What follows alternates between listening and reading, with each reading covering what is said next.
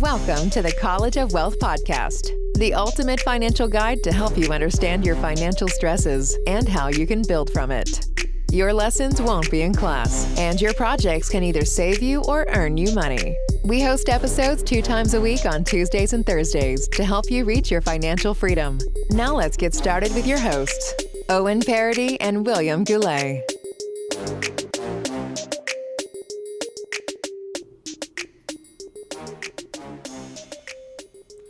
Hello, everyone. Hello.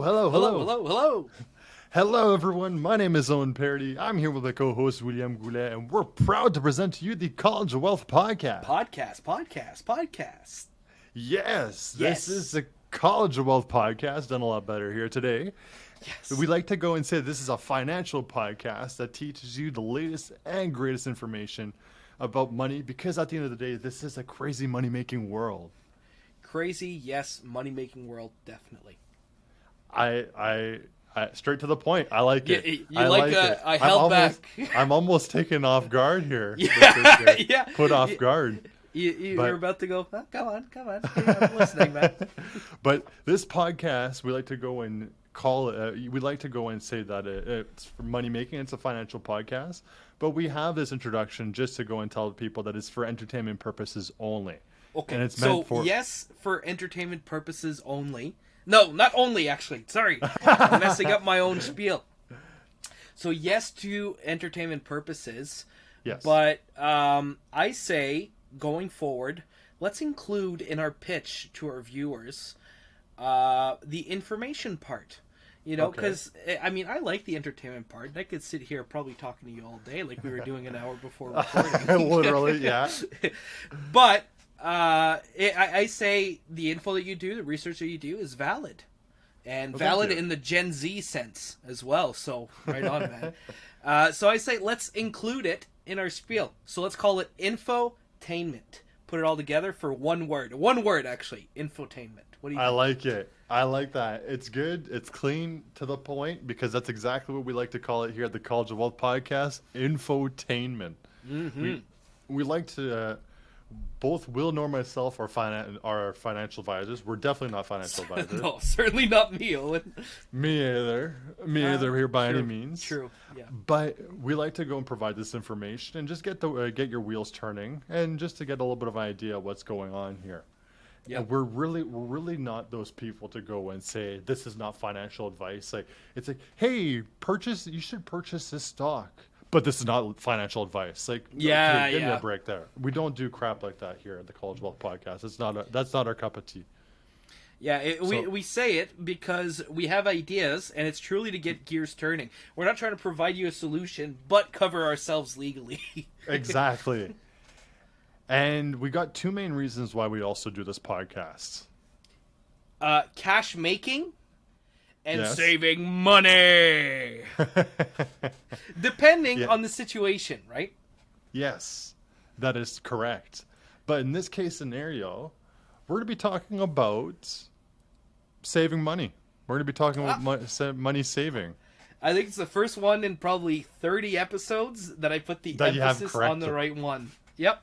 You could consider it a making money episode too, but the grand scheme of it, okay, it's saving money. But without hopping into the topic of the episode here too quickly, we're just doing some a quick shout out here. If you haven't done so, give us a 5-star review on Apple Podcasts or on Spotify. Or if you haven't done so, make sure to subscribe onto our YouTube. We have we publish episodes all the time. And if you haven't done so, if you're on YouTube, go and check us out on our podcasts.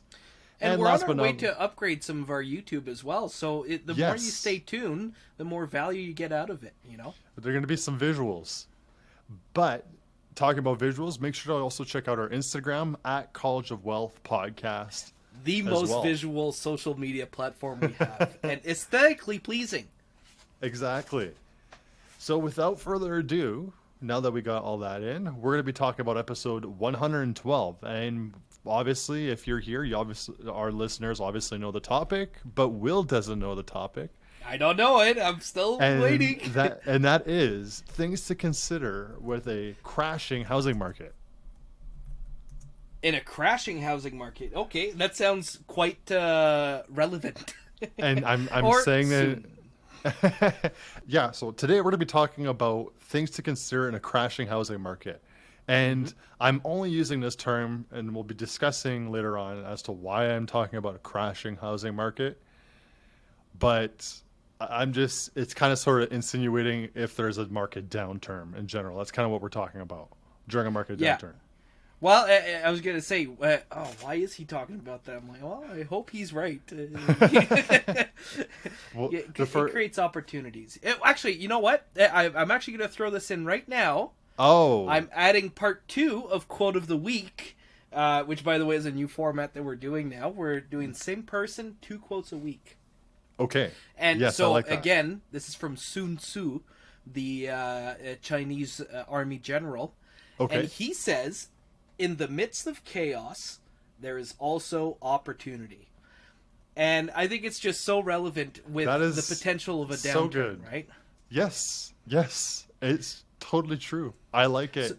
So when things are falling apart, when there's the loose pieces flying everywhere, well, maybe there's an opportunity. Maybe you can grab one of those loose pieces and recreate, I don't know, a dune buggy with it or something. Well, who was it that was looking at it? During the gold rush, they said, if you're looking at a gold rush, don't look for the gold, sell the shovels. Oh, really? Yes, I forget who said that, but it's. I thought oh, that's very interesting. But it's similar, very similar to what you're saying. I may be in the right industry. yeah, exactly. But in this case scenario, the way we have it formatted for today's episode, we have our stats, obviously. Statman, of course. And then we have 4 different things you should be considered in a market downturn. Okay, 4. Yes, 4. So the first, obviously, our first stat is going to start with the average home price in Canada, average sold price in Canada for July. Okay, I'm guessing, I think it was at 800 something thousand. Okay. I'm going to guess it went down a little bit. Let's call it 800 something thousand minus something. Or let's go with a rounder number, $812,000. $666,000. Oh, really? Yeah. Was I right that it used to be 800? Yes, it was. So a huge downturn. A month big to month. But the biggest hit, the biggest impacts were to Toronto and to Vancouver. Yes, please. And they're the ones who got the biggest market fluctuations because obviously they're worth a lot more. But in Ontario, they were saying that the average price for a home was $881,000, which is actually down 6% in just 1 month. Well, from 881 to 600 something, that's a lot more than 6. It's like 30%. Yes, but I'm comparing Ontario. This is Ontario. Okay. 665 is all of Canada. Oh, okay, yeah, that makes sense. Yes. Well, and just to clarify, if I'm ever speaking positively about a crash, I'm not obviously not hoping on anyone's downfall. I hope not. Rather, I'm hoping for opportunity to be created for people like me and Owen. There we go. Onward to our second statistic here. Yeah. And that is the average home price in the United States. Would you like to take a guess? This is according to Motley Fool. Okay. They are at a slick $371,000. Good direction, not quite. $428,000. Still more affordable than in Canada. But that's USD. So if I would translate that to, which would be like $535,000 Canadian. Sold. Done. Yeah, about that. Around 560,000. So it's still significantly less than what it is here in Canada. True. Very more likely to be by a metropolis. But yeah, exactly.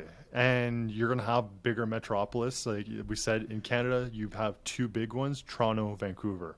You have some other bigger cities like, let's say, Calgary. Ottawa, Calgary. Montreal. That's Montreal, but it's not. Yeah, it's huge here in Canada, but compared to the United States, that's known as a mid-sized town.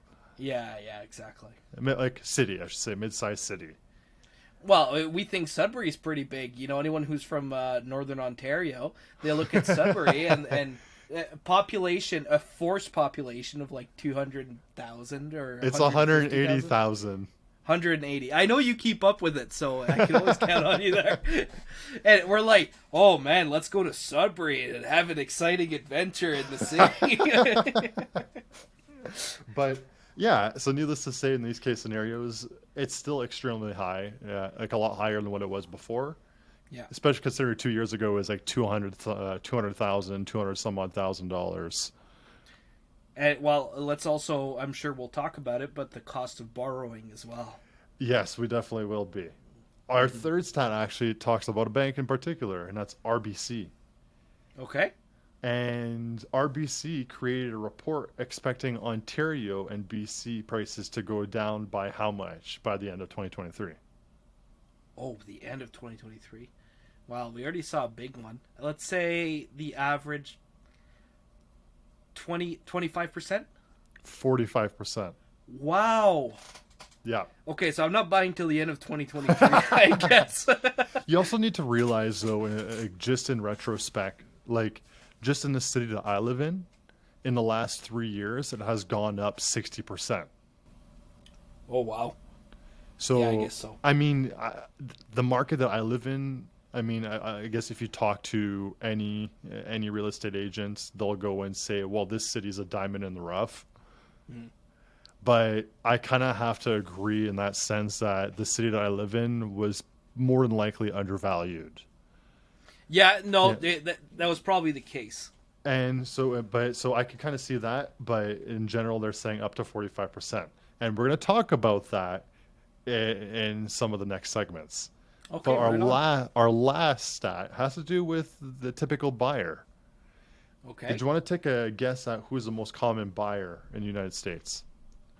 Oh, I'm going to guess flippers. Generation-wise. Oh, okay, Age-wise. generation-wise. I bet you not millennials, probably still Gen X. You're right, and it's from 41 to 45 years old. 24% of all purchasers are from 41 to 55 years old. Wow. But Gen X / millennial fall up right underneath it at 23%, and that's 31 and 40 years old. So just between them two, 47% of the entire market are between that age gap, between 31 and 55. Well, I guess it makes sense. It's almost never going to be the youngest generation that's always buying. No. Unless it's a bunch of rich kids, which, I don't know. It seems like not everyone can be a rich kid. No. Unfortunately not, no. But it's true. So now that we got the stats put aside here, we got to go and talk about our market information and things that you should be considering when you are looking at purchasing a house, or things that you should look out for during a market downturn for the housing market. Okay. It's been far too long that we haven't had a housing market or a real estate episode, so I had to have one. Honestly.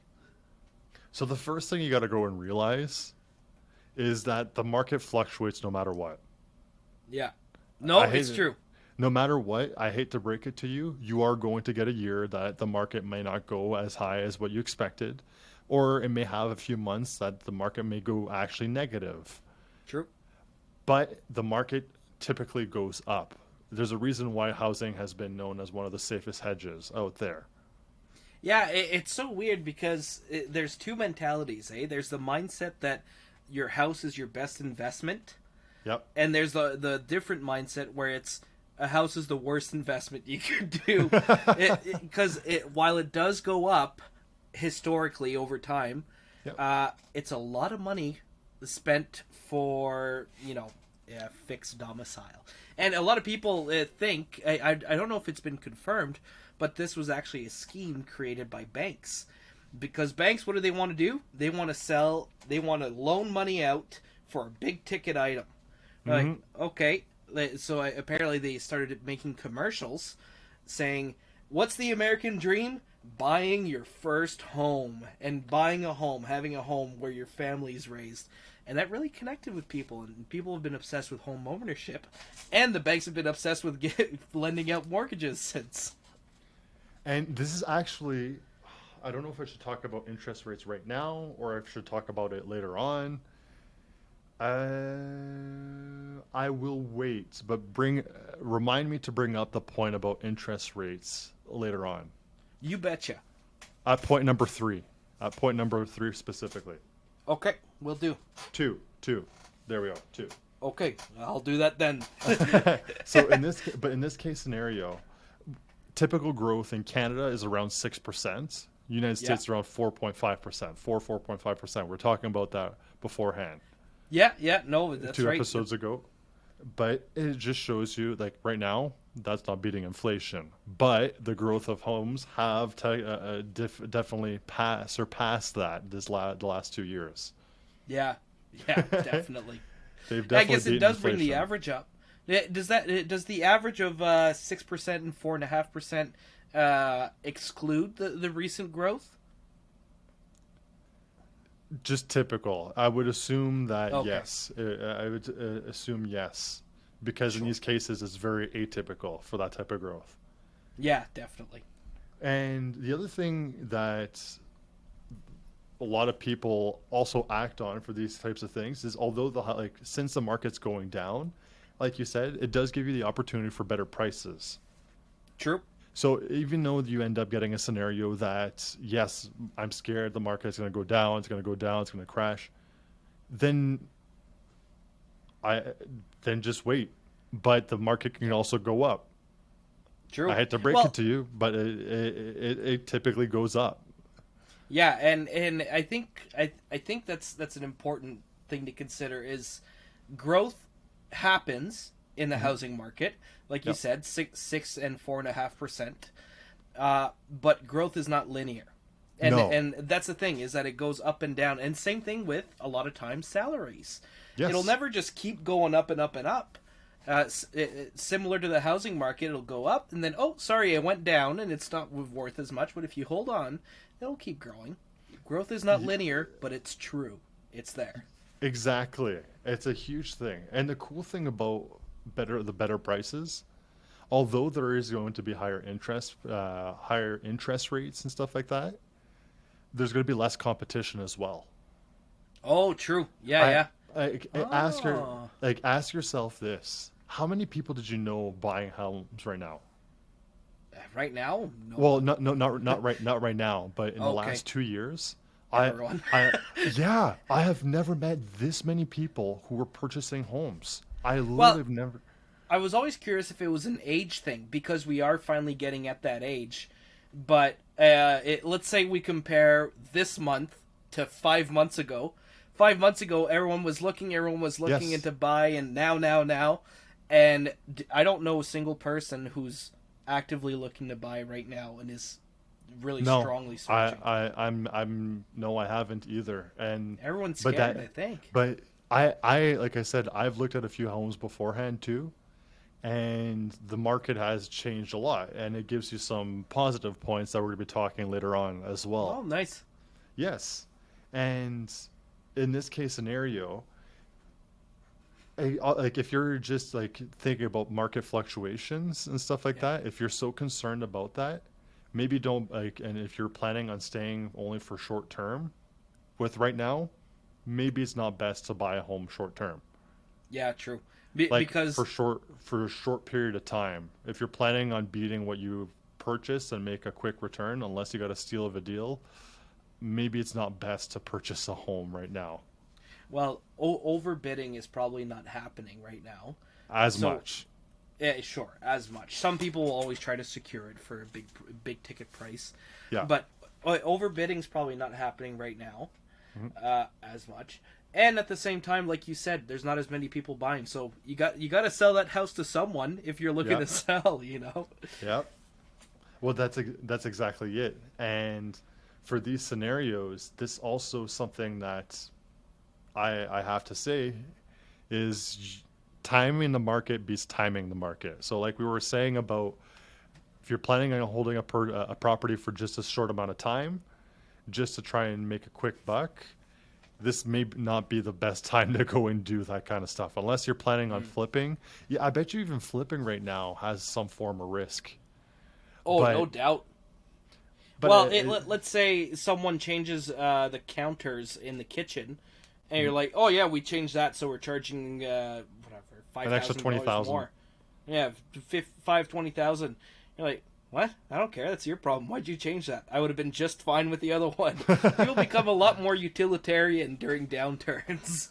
Well, I know a lot of renovators become smart and they start choosing what they start choosing a little bit. Yeah, they're a little bit more frugal in how they're going to flip. They have to do smart buying.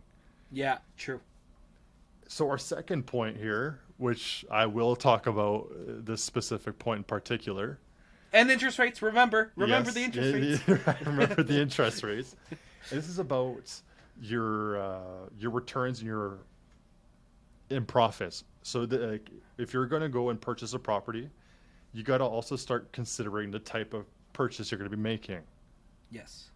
And right now, like especially in the last 2 years, people have been buying literally anything that went up the market. There was literally, and I remember there were literally waiting lists so people can go and see the preemptive houses that were going to be on the market. Oh my goodness. Well, you literally saw it. Like I don't know if you saw it where you live, where they literally have a sign in front of the house. Yeah. Coming soon for sale. Oh, really? Oh yeah. yeah. I guess maybe I did see a couple of those. Yeah, they literally go and pre-hype it up about having a house for sale. That's how ridiculous the market was for that kind of stuff.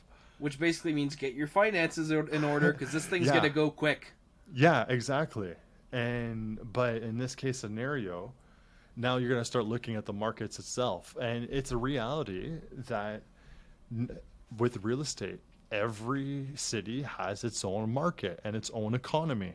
Yeah. Just because the economy or the houses are very cheap in this area does not necessarily mean that you can make a good profit on the property itself. True. I had a neighbor who decided to go all out on a semi. Yeah. He owned a semi, and he put in close to $200,000 in renovations in it. Whoa. So you could imagine that the semi is not like a 2-story type of semi. It's like main floor and basement type of semi. Okay. Wow. And you can imagine that he probably more than likely, when he put it on the market, it did not sell for what he paid for the renovations. No way. Well, I mean, I don't want to disparage anyone, but that might just be a little bit of reckless spending. No. I really like. I know he had a lot of money, so I think it was originally just for his own being, and he didn't want to move out originally, and then he found a better place and he moved out. Yeah, he had money, and I honestly think his pockets outgrew the house that he lived in. Okay, I see. Let's just put it that way. It's a big factor too, right? When you do renovate a home, let's say you're doing renovations right now and you're considering moving out within a year or two. Mm-hmm. Well, maybe you shouldn't renovate for yourself, but renovate for a potential buyer. If you have intentions to, yeah, I agree. Yeah, if you think there's a chance that you might move out, well, consider that. That way you don't have to do it twice, right?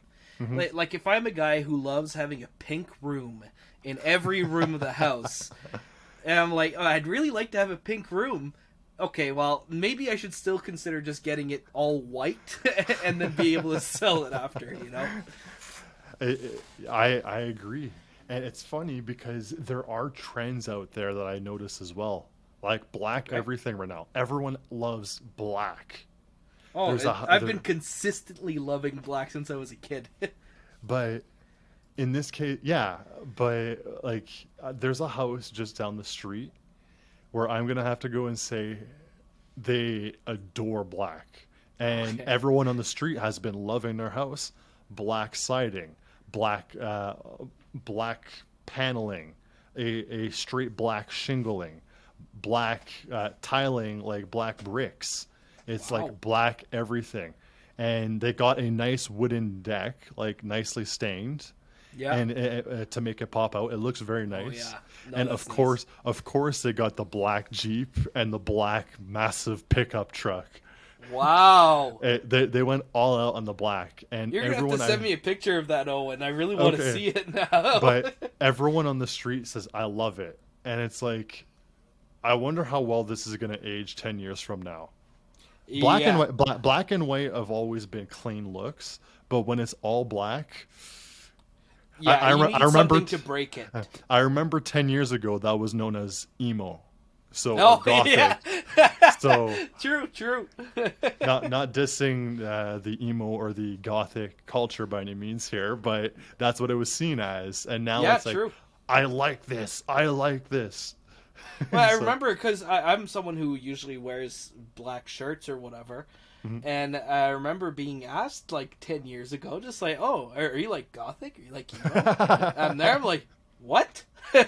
No, I'm not anything. I'm just wearing a black shirt, man." And now today, no one ever says anything. It's just, "Oh, there's black shirt Will," you know. Black shirt. But another thing to consider with this kind of stuff in the market is if you're planning on getting yourself a rental property, rentals right now are skyrocketing. True. They're still extremely high, and they're maintaining their prices. And if not, they're still going up. Rents, right? Rents, exactly. Yeah. No, it's true. It usually, even during times of economic downturns, rents seem to stay consistent. Interestingly enough, if not go up, because a lot of houses go on the market and homeowners become renters.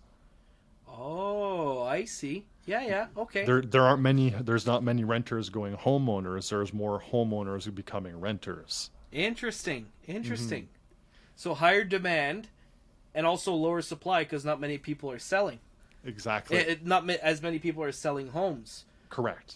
Yes. Interesting. Very interesting.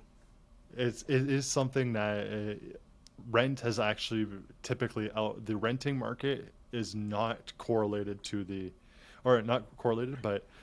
renting market is not the same as the housing market. So if houses are doing bad, typically rent is doing good.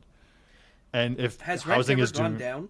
Have you ever seen rent go down anywhere? I haven't really, because as long as inflation keeps going up, we are going to see higher rent. So, a little tidbit of information, but it brings us to the point that I want to talk about in terms of that. I am sure you've seen this graph about interest rates being high. Oh, interest rates are high. Well, if you look at this 80 or this 50-year chart, interest rates in the 80s was 20%, and yada yada yada.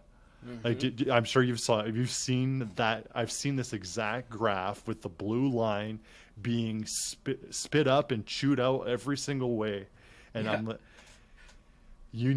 I'm saying my quote again. You need to realize that these times during the 80s was not the same time as it is today. True, and not as much access to information. It's true, and not competition. Look at the interest rates banks were paying back then for you to have an account. I saw someone talk about this. Yeah. During those times, people wanted to put money in the bank because it was freaking up to 13%. Wow. So imagine, that is really good. So imagine, freaking, would you want to freaking keep your money? Would you want to deal with the bank? Of course you want to, because they're paying you 13%. Yeah, honestly, to freaking have money. Yes. So now it's like, okay, well, yeah, we're at 5%, 6%. Oh, well, it was 20% before. Yeah, but the freaking the bank is giving you F all right now. Yeah, true. You're getting that nice hard-earned 0.001% cash interest on their returns. I'm not dissing the banks here, so I'm just saying that you can't compare the 80s to what it is today. They're totally different scenarios. And I think people always underestimate the risk of status quo, of not doing anything. People think not doing anything, oh, that's fine. No. That's not true. Doing nothing is also an opportunity cost, and you have to consider it. Not doing something with your money is a risk. It's true. Doing nothing is doing something. Exactly. Yeah. Our last component here for this segment as in regards to larger homes. So if you're planning on upgrading your home, so we're talking about rentals, we're talking about rentals, but now we're going to be talking about larger homes. So if you're planning on buying a big home, it's going to cost you a lot. It's going to hurt because a 5% interest rate, and it's just in Canada or in general, 5% on a $1 million home or a $2 million home is going to cost you a lot on interest. True. So just something to consider. And I can't really put a bright side to that other than to my last point here, that since competition is going down, you're able to bring in contingencies. Yes. Finally, we can inspect and look inside the house before putting an offer. My goodness. Yeah. And in this case scenario, a lot of people are able to go and do that. When I was looking at homes, real estate agents were starting to say that, saying this house did not get any offers, or it went under asking price. Imagine under asking price, something that we haven't heard. We haven't heard of in years. And I'm starting to hear it more and more frequently. And I actually follow a guy on YouTube who was saying that a lot of the markets right now, like a lot of real estate agents have been saying that they're in a limbo right now, that buyers right now want a rock bottom price and sellers want that sky high price that they had prior. So there's that weird in between where it's like, okay, well, what do we want? Like what is going to win? Well, eventually, people with the money always tend to have the winning. The people with the money are the people who end up winning in this case scenario. I don't know if you have this as a point, Owen, but do your calculations. Yes, during an I do economic actually. downturn.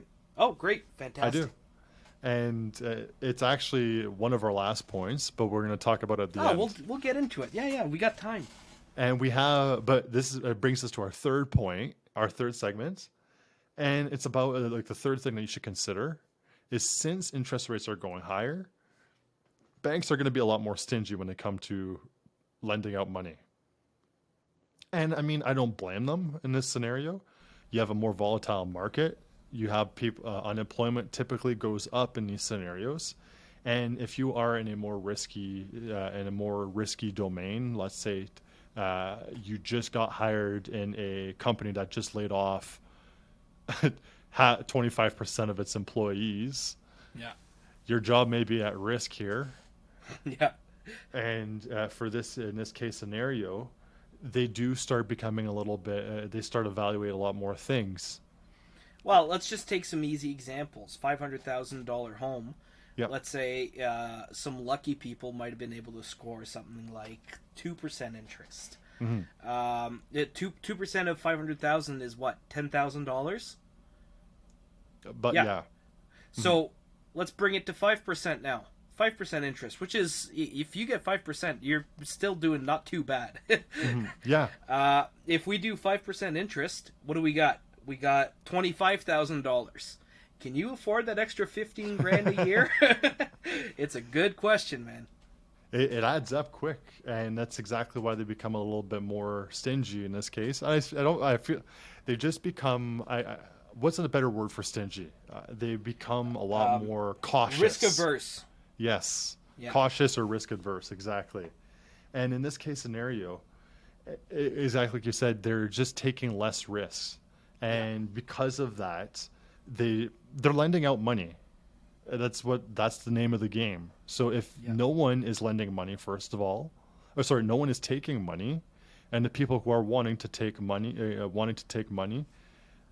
are risky, they're not going to take them. We'd rather invest our money to go and make a return on it in the market than to go and invest. Well, I think or to give it to someone who's not going to be potentially returning that money back. Yeah, and I think there's something to be said about when everyone's borrowing money, you can afford a risky deal, a risky borrower here and there. But when you imagine you're lending to 100 people and one person's risky, yeah, sure, we can get them involved. If you're lending to one person, obviously dramatization, but if you're lending to one person and that person's risky, No, that's a lot more of my business than what it used to be. I am not doing that anymore. The other thing is, in regards to inflation and just interest rates, is the payments themselves. Like we've said many times beforehand, they don't like to go and surpass like the 36%, 38% of your total income. Yeah. Your monthly income. They really don't like anything more than 36%. They're like, they're getting very antsy about that kind of stuff. But now because interest rates are being calculated into this here, they have to go and they have to take a look at that. So like you were saying, interest rates, while that takes into account X amount over 25 years, well, this is how much you're going to have to pay for this higher interest rate right now. Can you afford it? And it's like, okay, well, it's actually 39% of your total income for your gross income. So we don't think you'll be able to qualify for this here. We're not a big fan of this unless you're planning on putting a bigger down payment. Yeah, I think one of the lessons. I watch this guy on YouTube, Ben Mala. He's a real estate guy. He's really, really yes. involved. And his advantage, and this might be more applicable to U.S. Listeners or viewers, but if you deal with a smaller bank, you can always negotiate. It's not just you're not just at their mercy. Make a point. Make a point to what they're saying. If you don't agree with one of their numbers, one of their estimations, you say, hey, look, let's change that point up because that's not accurate. I have the actual number. Here it is. You can make a case for it and make a case for yourself. Wow. Don't let the bank dictate everything. You have a say in this. You're going into a relationship with the bank. So get out there, express yourself, your needs, your wants. It's totally true. And talking about wants, it brings us to our last point. Nice. Or our last point for this third segment. And is that people are watching the interest rates right now like hawks. Yeah. We are going to get more than likely another spike in the housing market the moment the interest rates plateau or go down again. If they go down, I'd be a happy man. But that's exactly it. Yeah. Everyone's like, all right, it's over. We're doing this again. So, and that's where you're seeing these large fluctuations. Well, we went one side, we got to bounce the other side. We got to go back again, and then everything has to start petering out, has to start balancing. Yeah. And that's exactly what ends up happening in these scenarios. So, I'm not going to say spike, but I see the market going up again the moment the interest rates start either leveling off or going down. Again, I'm not a real estate agent to just spend a lot of time looking at the market. Well, if you're a buyer and you see real estate interest rates go down, you say, "Oh, great! This might be a great time to buy." Yes. If you're a seller and you see interest rates go down, you say, "Oh, great! People might finally see an end to this and might be willing to actually commit." Mm-hmm. Because if you see that the interest rates are going to keep going up and you're using, let's say, a variable mortgage rate, you're like, okay, well, I really got to watch out now. Yep. So. It's all different things all little different points that you have to take a look at when you're evaluating or purchasing a home, especially, like I said, in a crashing housing market. And I think I've said it beforehand. I remember CBC asking some new homeowners about purchasing a new home, about the lowest interest rates going on right now, and what their thoughts of, like, they basically, the banks aren't dumb. They will calculate higher interest rates, and if you're able to supply it, like if you're able to accommodate a higher interest rate. Yeah. Because they are aware that at one point the interest rates would have gone up. True. But they were talking to some new homeowners and asked them, could you afford? No, but we're not concerned because it's not going to be going up. Why would you think that it wouldn't go up when it's at just over 0%? Yeah, well, like you've been talking about this a lot recently. It's the trigger rate. At what rate are we going to have to start increasing the monthly payments, and significantly enough? and same exact things going on. We used to see a year ago, 6 months ago, that people couldn't afford a $500 emergency. Well, how about a $500 hike in your in monthly your expenses? You know, if you're going, okay, let's just take it like this: $500 a month times 12, 6,000. Yep. Right. Yep. Which is times 25, a little bit over 125,000. 1%, which is a little bit over 1% of 500,000, 1.2%, and we've seen interest rates go up 1.2%. Yeah, literally. So they're all different things that a homeowner should be considering when they're buying a new home. Yeah, and exactly. it brings us to our last point, though, and this is our fourth segment, and it's about number 4, and that's about predictions.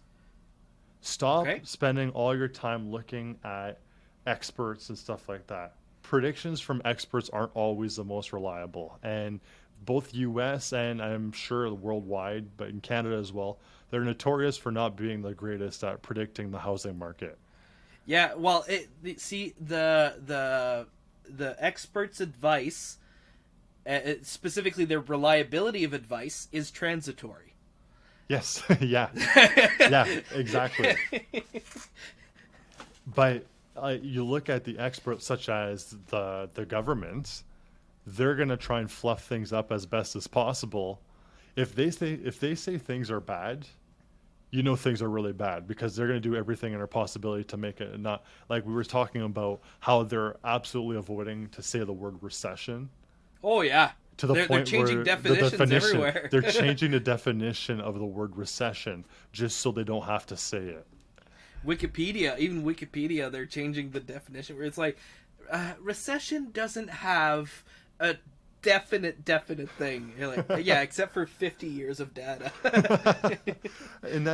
and those are things that's something that's the government side. The banks have been calling it out, but in these case scenarios, it's just ridiculous. Like, everyone is just kind of sort of saying, okay, well, yeah, we're expecting a market downturn. Yeah. We just saw ridiculous highs, so of course we're going to see maybe not a correction. We don't know what the future holds in these case scenarios, but a bit of a fun fact, I got one here. According to ETF.com, they surveyed 68 experts or analysts in this case scenario. The top ranking analyst got an average of 78. It was 78% accurate. That's not bad. I gotta say it. No, it's not bad at all. The top 3 got over. There were only 3 out of the 68 who got over 70%, and there were over 18 of them who got under 40% accurate. Oh, really? Okay, wow. There was one of them who actually ended up having 17% accuracy. Well, I don't know if you remember this, but we had a finance teacher who told us this thing about consensus is complete horse crap. Okay. And people say there's a consensus of thousands of people saying this about the economy, this, that. And he says, no. It's really 2-3 guys that are doing the work. And everyone says, okay, is there a huge flaw in their methodology? No. Okay, so he did all the work. Yeah, I put my name on that too. I agree with his method of doing it. Mm-hmm. And that's where consensus comes from a lot of times. But it's very interesting you're saying that, because it actually was one of my points in regards to this here, is they could go and not necessarily manipulate in the sense that they change the data, but when it comes to the news, they can pick or cherry pick what they want to do, what they want to use to create the narrative that they want. It's so true. I could go and say that the market has gone up 15%. However, purchasing has gone down 20%. I'm just making this up. I'm just totally making this up. Well, the narrative for certain news could be market or there has been 20% less sales in the market, expect bad to happen. Even though the market has gone up 15%, they won't. If they do include that, they may have it at the end or a one-liner, stuff in between. Yeah, exactly. And I think I'm not saying this to discredit the news or anything like that, but it's so important, whether it's news, whether it's economic studies, market studies, get more than one source. Exactly. You can't just blindly rely on one source. It doesn't matter what it is. So, and don't do two sources who have a consensus between each other. Do a source of someone who's optimistic and maybe one who's more pessimistic or realistic.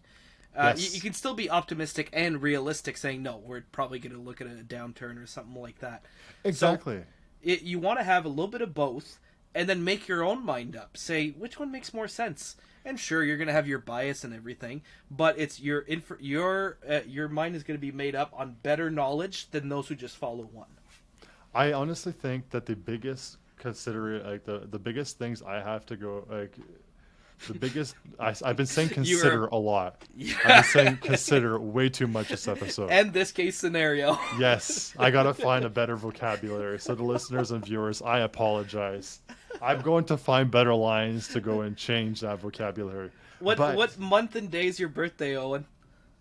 September 29th. September 29th? Oh, it might be too late by then. I was going to buy you a dictionary. I'm teasing. You're not that bad, obviously. But for this here, just get sources that may not look clickbaity. Oh, yeah, true. Who aren't using the word recession or crash or things like that. That's why I basically literally do your due diligence. True. Because that's the entire reason why I created I made the title of this podcast episode about considering the crashing housing market. Yeah. Because everyone seems to think that there's going to be a crash, and I'm saying the news is and stuff like that, or the media is. But in reality, all you really have to do is your due diligence to make your own decision on this. So true. And what I was saying about, do the math. Let's say you pre-qualified 3 months ago. Check again. Pre-qualify again. Because it's quite possible that your payments don't add up. And that you won't even pre-qualify for what you might be applying for, right? Because the interest rates are changing all the time. Yes, constantly changing. Yeah, and you have to consider all the increases that are going on in the cost of living and things like that. It's not just, what's the rent, what's this, what's that. We're seeing energy, well, not as much in Canada, thankfully, but energy prices are expected to be soaring. What impact is that going to have, right? Yep, for sure. It's also a lot of things need to be considered when you're purchasing a home outside of just the home itself. And outside of just the four we mentioned. Yes, exactly. There's a lot of them. And like what we said, due diligence, very important. So make sure to do your research, get those wheels turning. And it's so important. Nice. So with that being said, my name is Owen Paradis. I'm here with my co-host, William Goulet, and we're proud to present to you the College of Wealth podcast. Peace. Salut la visite. This has been your daily dose of motivation with the College of Wealth podcast. If you enjoyed the show, make sure to leave us a positive review on Apple Podcasts and Spotify. It would be greatly appreciated. Thank you for listening, and until next episode.